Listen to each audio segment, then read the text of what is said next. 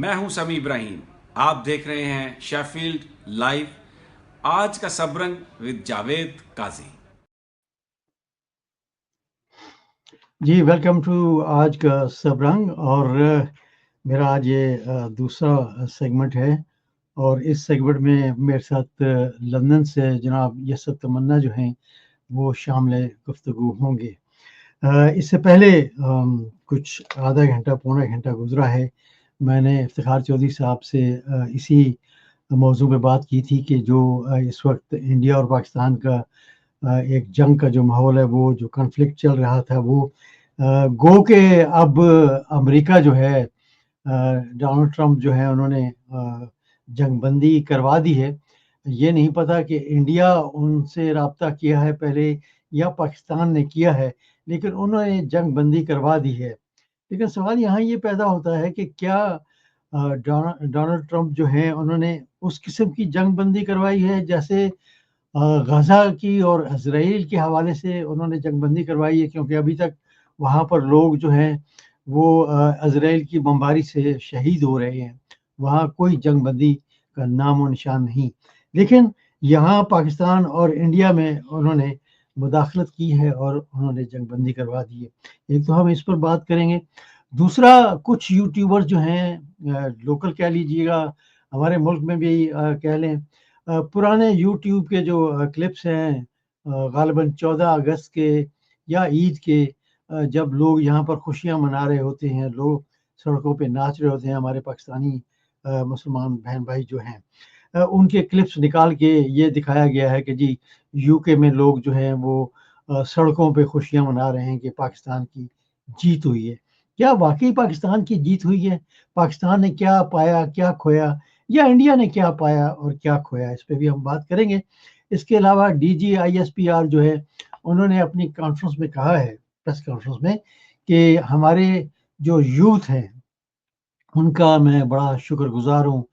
यानी कि डिजिटल जो यूथ हैं, जो डिजिटल सोशल मीडिया पे जो काम करते हैं, उनका बड़ा शुक्रगुज़ार हूँ। लेकिन एक वक़्त था कि यही कहते थे कि ये जो सोशल मीडिया पर लोग हैं, ख़ास तौर पर जो तहरीक-ए-इंसाफ के हैं, ये डिजिटल दहशतगर्द हैं।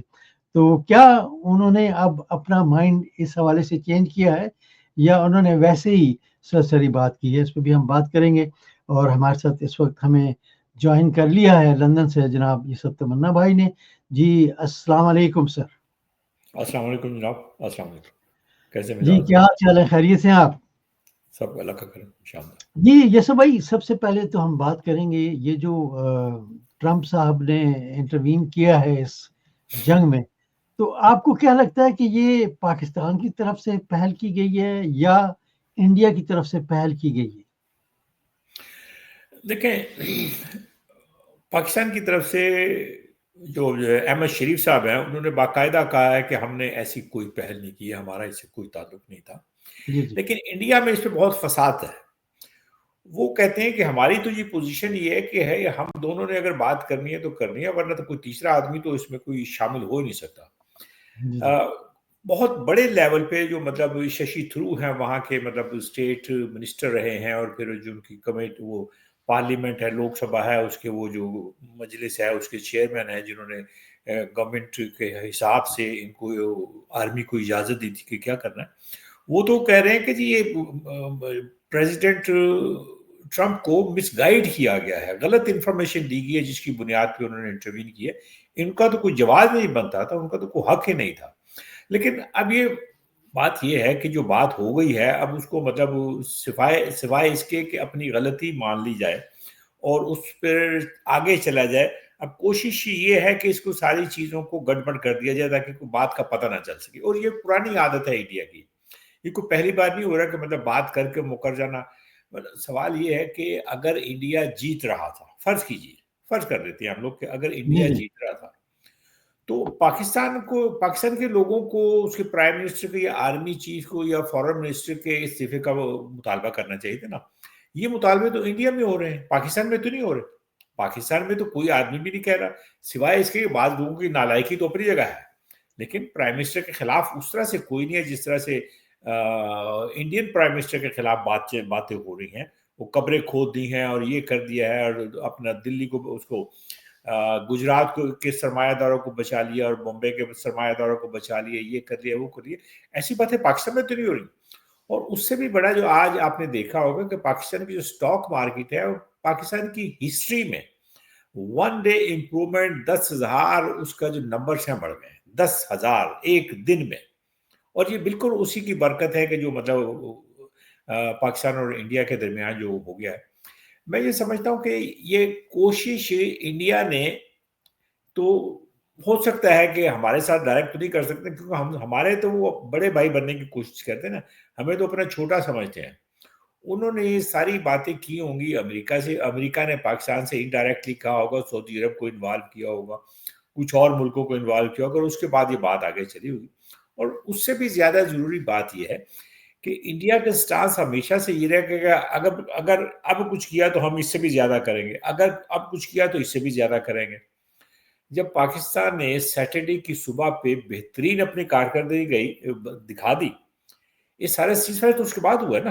अच्छा, यहाँ पर यूसुफ भाई एक सवाल उठता है कि जब मीटिंग हुई थी, सलामती मीटिंग मुल्क के हवाले से, तो वहाँ पर जो एयर चीफ हैं वो अड़ गए थे। उन्होंने कहा कि जी अब हम इनको जवाब हमें ज़रूर देना है, लेकिन कुछ इतलात ऐसी आई थी कि जी ना तो अस्करी क़यादत जो है वो चाहती है जंग, ना ही जो हुकूमत में बैठे हुए हैं। हुकूमत में खैर जो बैठे हुए हैं इस वक्त वो तो बिल्कुल ही जंग नहीं चाहते, क्योंकि वो मोदी का नाम तक नहीं लेते। तो इस हवाले से आपका क्या ख्याल है कि वाकई जो एयर चीफ हैं उनकी बात मानी गई और फिर ये एक्शन लिया गया? देखिए, बात ये है कि जो मोमेंटम बन गया था, और जिस तरह से 6 और 7 की रात को इंडिया ने किया, पाकिस्तान ने उसके जवाब में 5 उनके तैयारी गुजारे।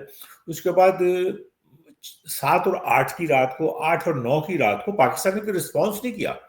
मतलब जो 2 दिन पाकिस्तान के इर्द गिर्द वो मंडराते रहे हैं, इधर कराची, लाहौर, इस्लामाबाद, सियालकोट, कसूर, और इधर उधर हर जगह उन्होंने धमाका कर मतलब अपने मामला शुरू कर दिए।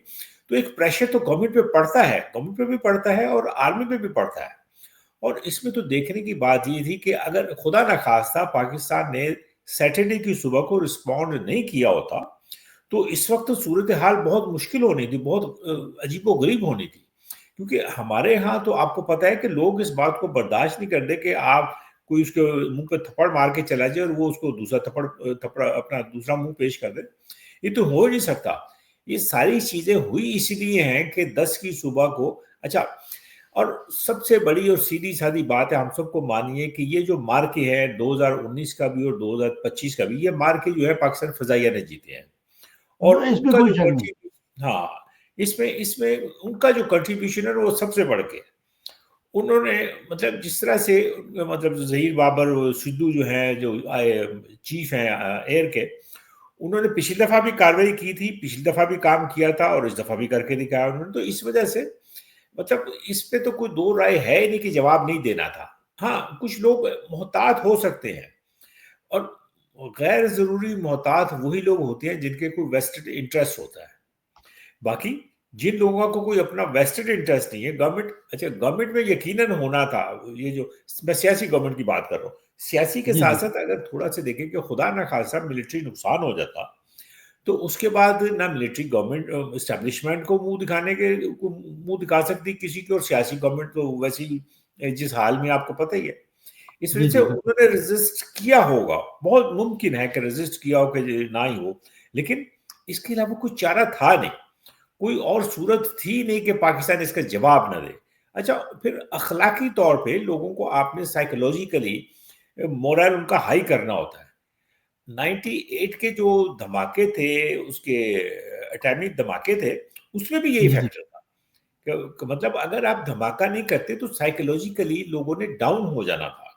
और इस दफा भी अगर सैटरडे की सुबह को ये जवाब नहीं दिया जाता, तो लोगों ने साइकोलॉजिकली ट्रॉमा में चले जाना था कि मतलब हम किसी काबिल ही नहीं है, हम कुछ कर ही नहीं सकते। तो उस वक्त भी इसलिए जब वो धमाके हुए थे तो उस वक्त भी मुबैना तौर पर ये कहा जाता था कि नवाज शरीफ साहब बिल्कुल तैयार नहीं थे। हाँ, अब तो उनके हवारी कहते हैं कि सारा कुछ मतलब पाकिस्तान भी उन्होंने बनाया था, और उसके बाद भी सारा कुछ वही चलाते रहे। वरना उनके देखें, बिजनेसमैन जो होते हैं ना, वो लड़ाई झगड़े में नहीं पड़ते। उनको इससे नहीं होता। वो तो ये भी कहते हैं कि उन्होंने $5 अरब मुझे देने का कहा था। $5 अरब उन्होंने कर्ज देना था, तो आपको जाती तौर पर तो देने नहीं थे। और फिर उस वक्त भी अब ये शेख रशीद है या दूसरे लोग हैं जो उस वक्त के कैबिनेट में शामिल थे, ये लोग, उन्होंने जो बातें बताई है वो यही है कि मतलब ही वाज रिलक्टेंट। और मरहूम निजामी साहब के जी। हवाले से कहा जाता है कि प्राइम मिनिस्टर साहब, आपने अगर धमाका नहीं किया तो कौम आपका धमाका कर देगी। तो और इस वजह से गौर अयूब साहब जो है उन्होंने भी बहुत सारी और बातें जो है बताई हैं। और गौहर अयूब की बातें, और उसने बिल्कुल अपने बाप की टोन में, अयूब खान की टोन में जो कहा था कि इंडिया इज गॉन बजर्क, जो लफ्ज उसने इस्तेमाल किए थे, इंडिया इज गॉन बजर्क। तो इस वजह से वो मतलब होने ही होने थे, उसके अलावा तो कोई चारा ही नहीं था। अच्छा, ये समझिए, अभी आप क्या देखते हैं कि ये वाक़ई जगबंदी जो है अमेरिका के कहने पे स्टेबल रहेगी, या कुछ और, यानी कि इंडिया जो है वो कुछ और एक्शन कर सकता है? देखें, एक्शन तो हो रहे हैं, दोनों साइड पे थोड़ी बहुत छेड़छाड़ तो हो रही है, लाइन ऑफ कंट्रोल पे हो रहे हैं। जी, जी। लाइन ऑफ कंट्रोल पे हो रही है। माफ कीजिएगा। बहुत मुमकिन है कि अंदर जाके जिस तरह से खुल्लम खुला इंडिया वो ऊपर इस्लामाबाद जा रहा है, लाहौर जा रहा है, उधर कसूर जा रहा है, और कराची जा रहा है, घोटकी जा रहा है, इधर उधर जा रहा है, वो अब सूरत हाल नहीं होगी। छेड़छाड़ तो चलती रहेगी। अच्छा, यहाँ मुझे एक चीज़ याद आ गई है कि अभी आपने कहा ना कि इंडिया कह रहा है, इंडिया के जो कुछ लोग हैं उनमें सबसे आगे जो है वो मेजर गौरव है। उन्होंने उन्होंने बहुत कुछ कहा था कि इस्लामाबाद पहुँच गए हैं, कराची में ये हो गया, बंदरगाहें तबाह हो गई हैं। तो उन्होंने माफ़ी माँगी है, ये ज़रा मैं सुनिएगा। थक चुका हूं दोस्तों, थक गया हूं झूठ बोलते बोलते, मोदी जी को और सेना को डिफेंड करते करते। जी, मैं थक गया हूँ झूठ बोल-बोल कर। तो आप क्या समझते हैं कि वाक़ई इतना झूठ बोला गया इंडिया की तरफ से? इंडिया में जितना झूठ बोला गया उसका तो मैं और आप अंदाजा भी नहीं कर सकते। उन्होंने हुँ। एक्चुअली ये सारी जंग जो जीतने का जो सिस्टम सारा बनाया था वो उन्होंने मीडिया के बुनियाद पे। देखिए ना, पाकिस्तान, मैं समझता हूँ कि ये इस आदमी का बड़ापन है कि उसने अपनी गलती मान ली है, वरना ऐसे बेशुमार लोग पाकिस्तान में भी होंगे। ऐसे सही है। बेशुमार लोग पाकिस्तान में होंगे जो गवर्नमेंट को मतलब ऊपर रखे हुए हैं, एस्टेब्लिशमेंट के साथ हैं, और वो कह रहे हैं कि सब ठीक चल रहा है। लेकिन ये जो जंग है ना, अब एक बात ज़हन में रखिए, देखिए ना, ये जो अपने हमारे अहमद शरीफ साहब हैं, जनरल अहमद शरीफ साहब हैं, उन्होंने अब शुक्रिया अदा कर दिया ना, नौजवानों का, यूथ का, और जी, वो जी, बिल्कुल। मीडिया वर्कर्स का। देखिए ना, उनको इस बात का एहसास होना चाहिए कि आप अकेले ये जंग नहीं लड़ सकते। जब तक आपने एक्स से, ट्विटर से पाबंदी नहीं हटाई, उस वक़्त आप कहाँ खड़े थे, और हटाने के बाद आप कहाँ खड़े हैं। सही है। अच्छा, जो हमारे हमारे जो सारे जो चैनल्स हैं, उनका एतबार कितना है लोगों में? लोग उनकी बातें सुनते कहाँ हैं? उन पे एतबार कहाँ करते हैं? ये तो जो सोशल मीडिया है, उसने मतलब काम करके दिखाया है, और उसका नतीजा निकला है। अब होना तो ये चाहिए कि जो जिसका हक है उसको दिया जाए। और ये जो बकौल ये अहमद शरीफ साहब ही थे ना जिन्होंने कहा था कि ये डिजिटल दहशतगर्द हैं, और जी, ये जी, है जी, और जी, वो है। बिल्कुल, बिल्कुल, बिल्कुल। हाँ, तो ये उनको अपने अल्फाज वापस लेने चाहिए, और जो उन बच्चों ने काम किया है, अच्छा काम किया है, इसमें कोई शक सही नहीं। है। और इस वक्त सारी दुनिया में जंग जो है वो मीडिया की बुनियाद पे और इसी मेरा ख्याल प्रोपेगेंडा। है वो जो ज़मीनी जंग हुआ करती थी ना, फ़ौजी एक-दूसरे की मतलब कि ज़मीन में घुसते थे और एक-दूसरे को मारते थे, वो जंगें जो हैं, वो मेरा ख्याल है अब ख़त्म होती जा रही हैं। अब सिर्फ़ ये जंगें जो है ना, हवाई जंगें और डिजिटल जंगें जो हैं, यही अब शुरू होगी। अब देखिए ना, एक ज़माने में तो ये होता है ना कि पर्सन टू पर्सन जंग होती थी, बल्कि अकेला-अकेला जी, जी, आदमी आता बिल्कुल। था। आपने आपने सुना होगा सहाबा के बारे में कि कौन आएगा मैदान में, फिर एक बंदा गया है, फिर दूसरा गया है, फिर एक-एक करके आते थे। जी, उसके जी, जी। बाद जमघटे शुरू हो गए। आपने तस्वीरें भी देखी होंगी पुराने ज़माने की, कि मतलब पूरे-पूरे लश्कर चले जा रहे हैं, घोड़े दौड़ा रहे हैं, और हाथियों पे हैं, और इधर-उधर। अब वो नहीं है, अब वो फेस टू पर्सन, एक की तलवार, दूसरे की तलवार, एक का नेज़ा, दूसरे का नेज़ा, वो नहीं है। अब तो ज़माना ये आ गया है कि टेक्नोलॉजी ने इतना कंट्रोल कर लिया है कि आप एक जगह बैठ जाए।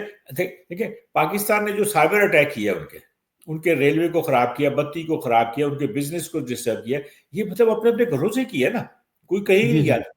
उन्होंने कोई ऐसा नहीं कि वहां पे फिजिकली जाना जरूरी नहीं है। अब ये तो वो सही। काम है कि जो आपको समझ जाने चाहिए कि आने वाला ज़माना ये जो इस तरह से नहीं होगा। अब तो आने वाले ज़माने में ज़बानी आप बात करेंगे, एक-दूसरे की बात को समझेंगे, जियो और जीने दो का जो नारा है उसको बुलंद रखेंगे तो बात चलेगी, वरना कोई आदमी कहीं बैठ के दूर बैठा हुआ 200 मील दूर है, 500 मील दूर है, 4000 मील दूर है, वो दूसरे को तबाह बर्बाद कर सकते हैं। ये बात तो सही है। हमें अच्छा, सोचनी चाहिए। जी, यसु भाई, ये मैं आपसे सवाल करना चाहता हूँ कि आपने सोशल मीडिया का अब शुरू कर दिया है। सोशल मीडिया पे कुछ लोग जो हैं वो बड़ी पुरानी वीडियोस डाल रहे हैं, और 14 अगस्त या ईद पे जो हमारे लोग यहाँ पर हंगामे करते हैं, आपको पता है ये हंगामे ही होते हैं, तो बिल्कुल। उनकी वीडियोस डाल के और ये कहा जा रहा है कि जी पाकिस्तानी जो है सड़कों पे निकल आए हैं यूके में और जीत का जश्न मना रहे हैं। तो आपका क्या ख्याल है कि हम लोगों को यहाँ रहते हुए इस किस्म की यानी कि हरकत जो है वो करनी चाहिए? ना, बिल्कुल नामुनासिब है, बिल्कुल गैर ज़रूरी है, इसका कोई जवाज़ नहीं है। देखें, आप जिस मुल्क में फ़र्ज़ कीजिए किसी भी मुल्क में रहते हैं, तो आपको सिविलाइज़्ड नेशन की तरह, सिविलाइज़्ड इंसान की तरह बिहेव करना चाहिए। मतलब पुरानी वीडियो इंडिया ने भी यही किया है। इंडिया में जो उन्होंने पुरानी वीडियोज़ निकाली हैं और जो दिखाई हैं कि हमने वहाँ तक मार कर दिया, मतलब ये कब कब तक चलेगा सारा सिलसिला? लोग पहचान लेंगे ना, ये तस्वीरें, जी, जी। मतलब लोग ज़हीन हैं, वो ज़हन में रखते हैं फिर। और अब तो जमा करना और उसको सेव करना भी इतना मुश्किल ही नहीं है। अब तो भूलने का सवाल ही नहीं पैदा होता। अब तो फेक न्यूज़ जिस तरह से फ़ौरन पकड़ी जाती है, पता चल जाता है कि इसका ओरिजिन कहाँ था, किस डेट का था, तो उसमें तो वो सिग्नेचर आ जाते हैं, उसमें पता चल जाता है कि ये कब की है। तो इस वज़ह से ये सही। गैर ज़रूरी और गैर ज़िम्मेदाराना हरकतें जो किसी को नहीं करनी चाहिए, गलत है। चले, आखिरी सवाल है यसु भाई, वो ये कि DGISPR ने कहा है अपनी प्रेस कॉन्फ्रेंस में कि हमारा इस्लाम जो है, हमारा दीन जो है वो इजाज़त नहीं देता कि जंग के दौरान बच्चों को, बुज़ुर्गों को, औरतों को जो है वो मारा जाए या ज़लील किया जाए, जैसे भी है।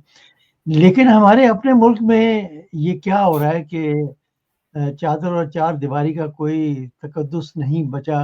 लोगों के घरों में घुसते हैं, लोगों को गायब किया जाता है, उठाया जाता है। तो क्या अपने मुल्क में इनको नज़र नहीं आता कि क्या हो रहा है? देखिए, नज़र तो सब आता है, लेकिन वही जो बात मैंने पहले की ना कि वेस्टेड इंटरेस्ट हैं एक दूसरे के। अब देखिए ना, सियासी गवर्नमेंट, ये जो मौजूदा सियासी गवर्नमेंट है, इसकी बुनियाद इसकी मौजूदगी इसी बुनियाद पे है कि इमरान खान सामने ना हो। और जब तक आप दूसरे को उसका हक नहीं देंगे, बुनियादी हक नहीं देंगे, तो आप कैसे ये दावा कर सकते हैं कि हम तो बड़े सच्चे हैं, हम तो बड़े अच्छे हैं, हम तो बड़े नेकबाज हैं। जी, ये मतलब मुझे उम्मीद है कि पाकिस्तान में अब ये जो जंग हमने जीत ली है और एक जो वक्फा आया है, उस दौरान गवर्नमेंट तो पता नहीं रियलाइज करेगी कि नहीं करेगी, क्योंकि अपर हैंड तो जिसका है, एस्टैब्लिशमेंट का है, उनको रियलाइज करना चाहिए। उनको इस ताकत का अंदाजा करना चाहिए कि हम अगर मुत्तहिद हो जाए तो हमारा मुल्क कितनी तरक्की कर सकता है।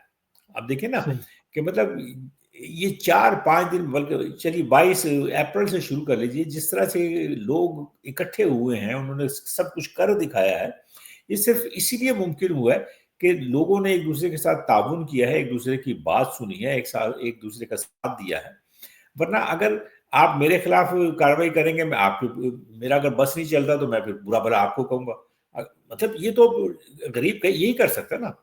अब तो ये जी, तो जी, जी। एस्टेब्लिशमेंट भी सोचना चाहिए कि उन्हें लिहाज करना चाहिए इस बात का कि वो लोग के जिनको वो एक जमाने में डिजिटल दहशतगर्द करते थे, उन्होंने आपकी जंग जीतने में सहूलत फराहम की।